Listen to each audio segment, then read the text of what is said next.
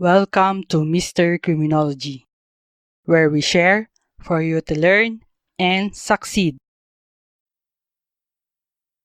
In this video, we will be discussing the crime of illegal associations. Illegal associations.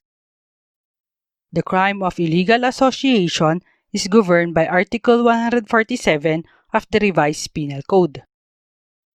Under Article 147, the crime of illegal association is committed by founders, directors, presidents, and members of associations totally or partially organized for the purpose of committing any of the crimes punishable under the Revised Penal Code, or for some purpose contrary to public morals. Ang krimen na ito ay ginagawa ng mga founders, directors, president o mga miyembro ng isang asosasyon na ang layunin ay gumawa ng krimen na pinaparusahan ng ating Revised Penal Code o mga bagay na salungat sa ating hayag na moralidad. Based on Article 147, there are two acts punished. First, associations totally or partially organized for the purpose of committing any of the crimes punishable under the Revised Penal Code. Second, associations totally or partially organized for some purpose contrary to public morals. Una, yung asosasyon ay ginawa upang gamitin o ang layunin ay gumawa ng krimen na pinaparusahan ng ating Revised Penal Code. Halimbawa nito ay yung mga notorious gangs, kidnap for ransom gangs, akyat bahay gangs, etc. Ang pangalawa naman, ang asosasyon ay ginawa upang gamitin o ang layunin ay gumawa ng mga bagay na taliwas sa ating hayag na moralidad. Yung mga krimen under the Revised Penal Code ay alam na natin kung ano ang mga ito. Pero ano naman itong sinasabi nating public morals? Public morals refer to matters which affect the interests of society and public inconvenience and are not limited to good customs. It refers to acts that are in accordance with natural and positive laws.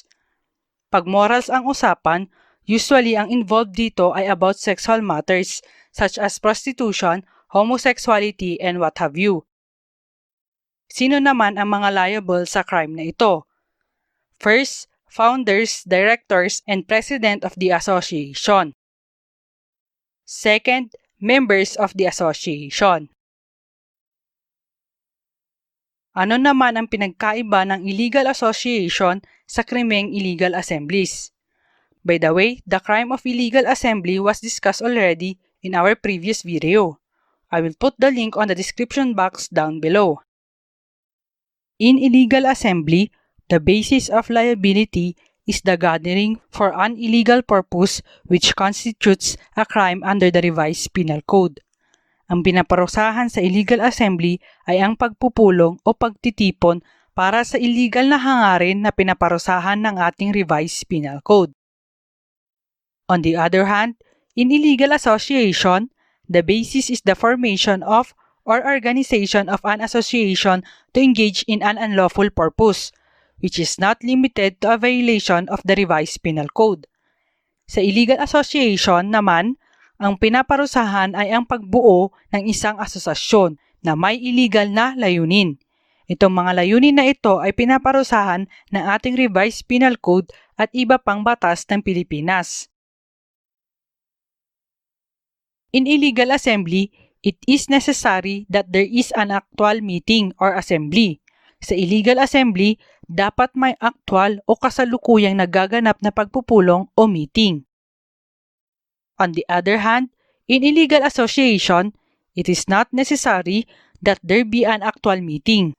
Take note po na ang pinaparusahan sa illegal association ay pagbuo ng asosasyon, hindi ang pagpupulong. Thank you for watching. If you like this video, don't forget to share it and to subscribe.